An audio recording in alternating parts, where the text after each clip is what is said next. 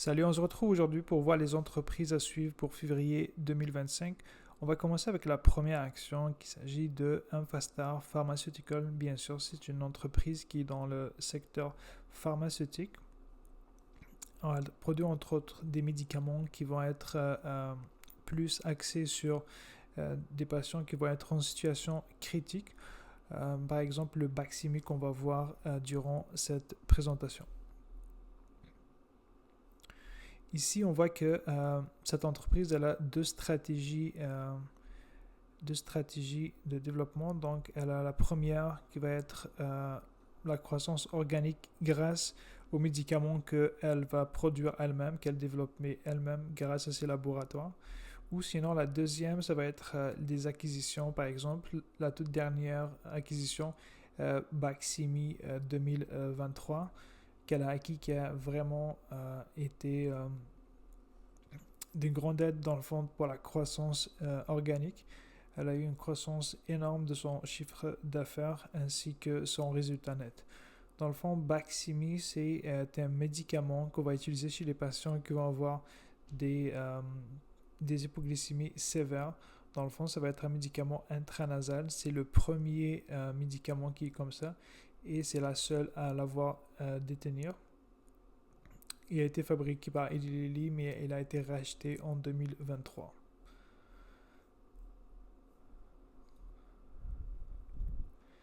Ici, on voit qu'en 2021, dans le fond, elle a comme 21% qui va être des médicaments qu'elle va produire elle-même.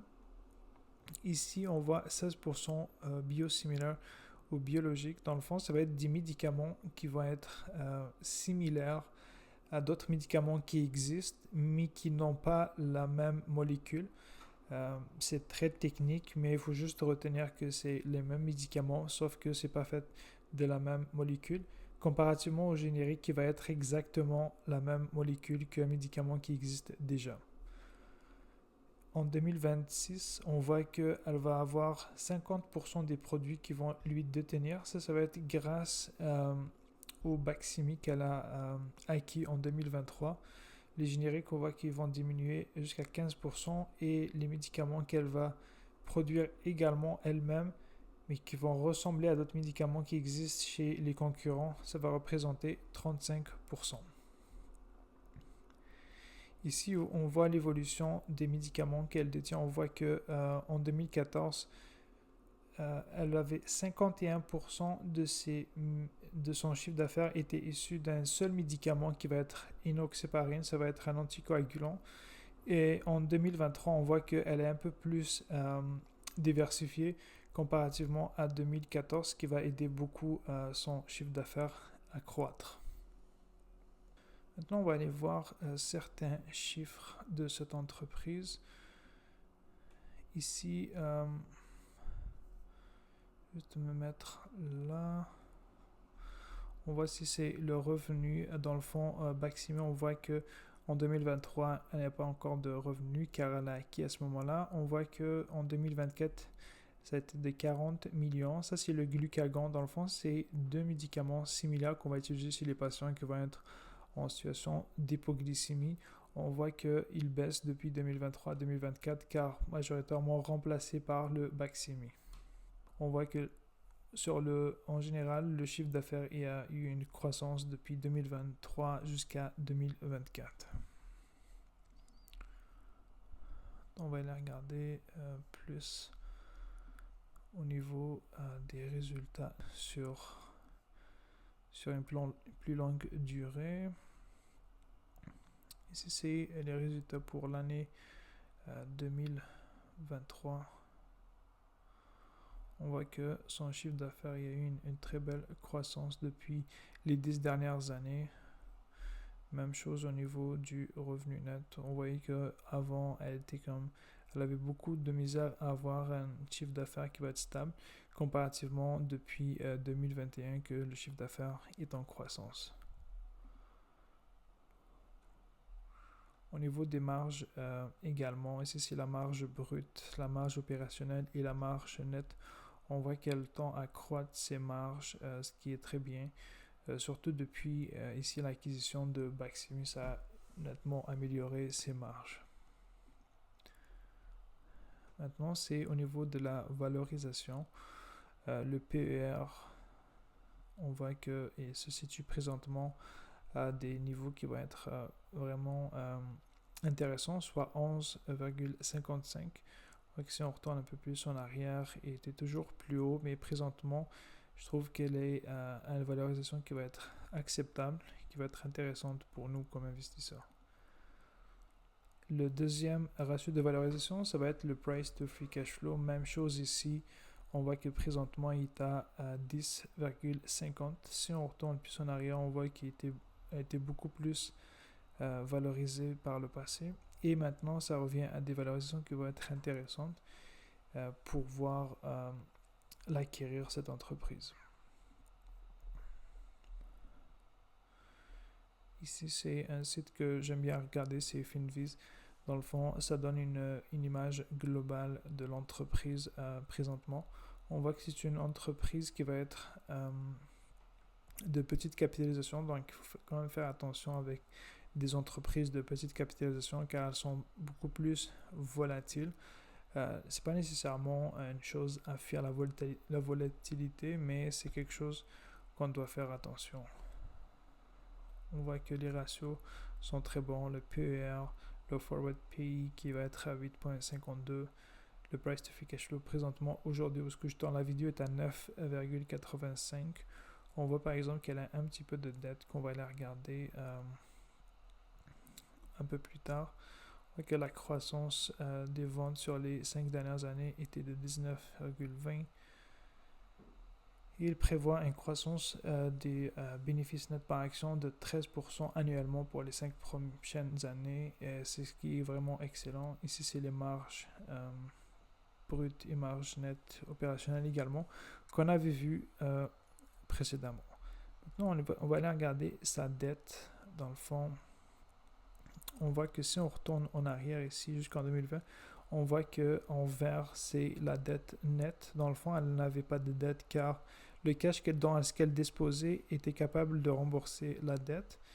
Mais on voit ici, depuis 2023, on voit que sa dette, elle a vraiment explosé.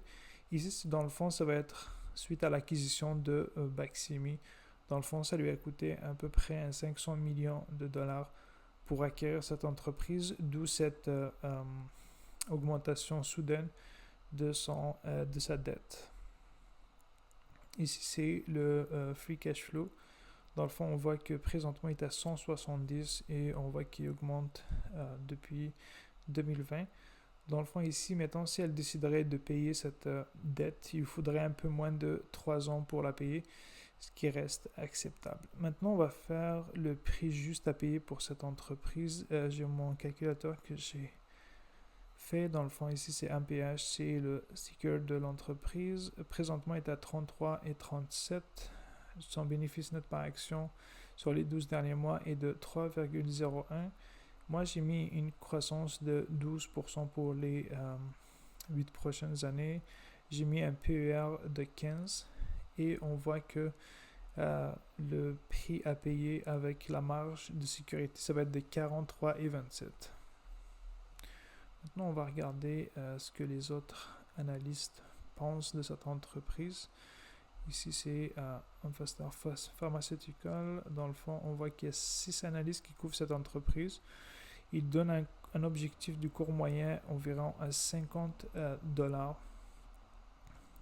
dont le plus bas est à 36 et le plus haut est à 60. On voit qu'il y a 3 qui vont être acheteurs et 3 qui vont être à conserver. On va regarder également pour Morningstar. Ça, c'est quand même un site financier qui va être vraiment très bon pour l'analyse d'entreprise. On voit qu'eux, ils ont une juste valeur de 45 et 47. Dans le fond, ça va se rapprocher du prix que moi, j'avais prédit. Donc maintenant, on va sauter à la deuxième action à suivre pour février 2025. L'entreprise à surveiller, c'est Giga Cloud Technology. C'est une entreprise de e-commerce spécialisée pour les gros colis. Cette entreprise, je l'ai analysée dans une autre vidéo. Vous pouvez aller la regarder pour avoir une vraiment analyse plus complète. La vidéo va s'afficher quelque part ici sur l'écran. Dans le fond, ici, ça ne va pas être une analyse complète de cette entreprise ni de la première qu'on avait vue. Ça va être plus une évaluation rapide afin de l'ajouter à votre portefeuille et de faire votre propre analyse. Donc, si vous voulez une analyse plus complète, soit les analyses fondamentales et quantitatives et qualitatives, vous pouvez aller regarder la vidéo que j'ai faite précédemment. Donc, comme on l'avait dit, c'est une entreprise de e-commerce pour les gros colis.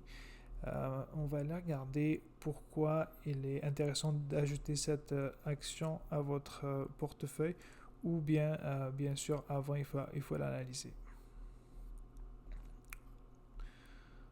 Donc, on va aller sur le site Finviz pour voir une image rapide de cette entreprise. Donc, c'est Giga Cloud Technology, son ticker c'est GCT. On voit que c'est une petite entreprise, elle fait un revenu de 130 millions.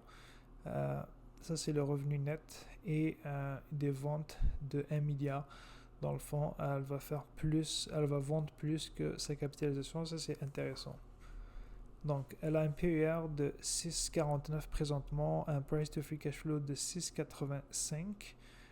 On voit que également son price to sell est moins que 1 car elle vend plus que sa capitalisation. On voit qu'elle a eu une très belle croissance sur les 5 dernières années. Ici, c'est les ventes, c'est presque plus 60% annuellement sur les 5 dernières années. Même chose pour la croissance du bénéfice net par action sur les 5 dernières années. On voit que c'est plus de 108. Donc, c'est une entreprise qui va être dans la croissance, énorme croissance, même qui prévoit une croissance de 27,61% pour les 5 prochaines années. Les marges sont correctes pour une entreprise qui va être dans le hardware. Dans le fond, elle va vendre du matériel physique, donc on ne va pas s'attendre à des marges qui vont être de 60, 40 ou 30% comparativement à ceux de la technologie. Même chose ROE, on voit qu'il est excellent, 39,85%. On va quand même regarder les résultats de cette entreprise pour le revenu brut. Ici, on voit qu'il y a une très belle croissance, comme que les chiffres peuvent le témoigner. Même chose pour le revenu net. Très belle croissance pour les marges. On voit qu'elle a de très bonnes marges qui sont passées de 4 jusqu'à 11,75 présentement. Au niveau de la valorisation, également, regardez ici, on voit que elle a une valorisation de 6,75 qui est vraiment très très peu. Elle est vraiment sous-évaluée cette entreprise. Même chose pour le price to free cash flow qui est à 7. Vraiment une entreprise qui est sous-évaluée, qui n'a pas de dette, très bonne croissance, des marges qui vont être bonnes pour une entreprise de ce style. Même chose ici, on va regarder le free cash flow, on voit qu'il y a une très belle croissance. Ici en 2021, on voit qu'il était négatif. Présentement, il est à 122 millions de free cash flow. La dette, on voit qu'elle baisse. Elle était de 0 en 2020. On voit qu'elle va diminuer progressivement. Ça, c'est la dette nette dans le fond. C'est le cash qu'elle va avoir comparativement à la dette. Donc, elle n'a pas de dette. Elle a plus de cash que de dette. C'est que ce qui est intéressant pour les entreprises. On veut une entreprise qui n'a pas de dette dans le fond. Une entreprise qui n'a pas de dette a moins de risque de faire faillite. Parfait. Donc, maintenant, on va voir à quel prix je serai prêt à la payer. Ici, c'est GCT. J'ai mis une croissance ici. Ce que je pourrais mettre un peu plus, j'ai pas mis à jour mes chiffres. ici je mettrai une croissance de 15% annuellement. Et un PER, on a vu qu'il a été vraiment pas très sous-valorisé. Donc je mettrai quelque chose comme 10 pour cette entreprise. On voit que présentement elle est cotée à 20,59 $ et le prix à payer pour cette entreprise avec ma marge de sécurité de 20% est de 37,42 $. Donc ce qui nous donne vraiment une marge pour acheter cette entreprise au prix de 20,59 $. On va juste voir qu'est-ce qu'elle a fait en bourse sur les dernières années. Donc sur la dernière année, on voit qu'elle a baissé de un peu plus que 25%. J'ai lu comme dans un article comme quoi les investisseurs ne s'attendaient pas à avoir de grosses croissances comme ça et ils étaient restés perplexes. Donc ils attendent de voir vraiment si elle est capable de tenir ses croissances avant de rentrer. Donc c'est pour ça qu'elle a été quand même bien punie, parce que si on retourne en arrière, on va regarder maintenant sur 5 ans, on voit que depuis 2023, si on ne compte pas son introduction en bourse ici, on voit que elle a eu une progression énorme de plus que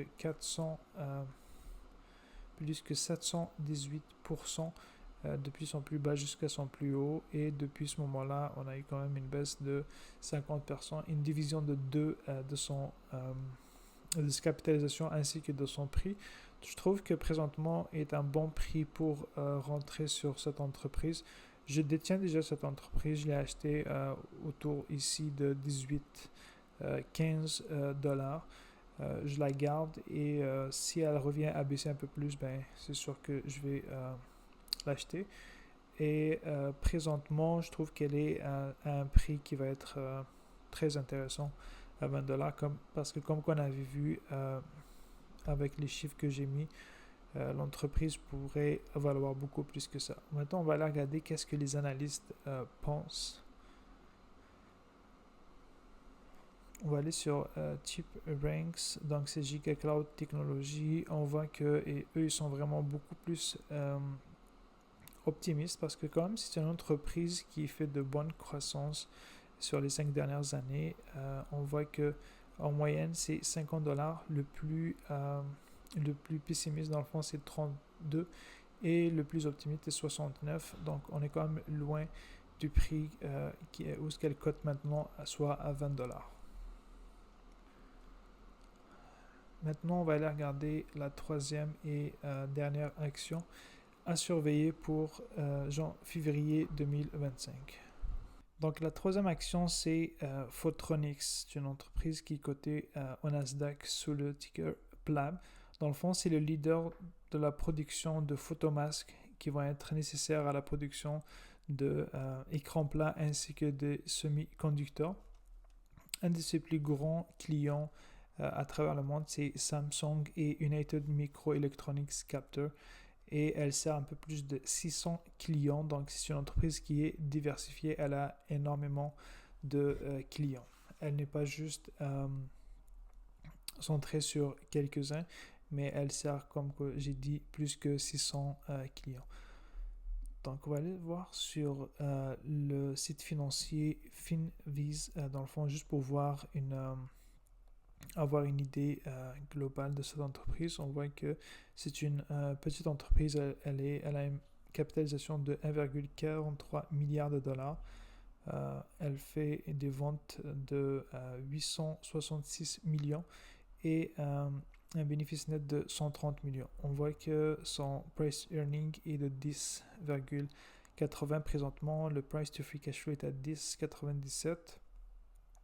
Elle a de très bonnes marges. Ici, on voit qu'elle est à 15, la marge nette, marge opérationnelle à 25 et marge brute à plus de 36%. On voit que son bénéfice net par action, il y a une croissance de plus de 36,44%. Sur les 5 dernières années, les ventes ont augmenté de presque 10%. Et ici, on voit qu'elle n'a pas de dette. On va juste aller voir comment s'est réalisé ces croissances au niveau du chiffre d'affaires. Ici, on voit que globalement, elle est passée ici en 2017 d'un peu moins de 500 millions à presque 1 milliard en 2024, ce qui est excellent. Même chose pour le résultat net. Ici, on voit que elle était autour de 20 millions jusqu'à presque 140 millions en 2024. On va regarder les marges de l'entreprise. On voit que c'est une entreprise qui augmente ses marges à travers le temps. Ici, on voit que c'est quand même stagné, c'était autour de 5 et 12%. Présentement, elles sont à 16, même chose pour les marges brutes ainsi que opérationnelles. On voit que sur le long terme, elles sont croissantes.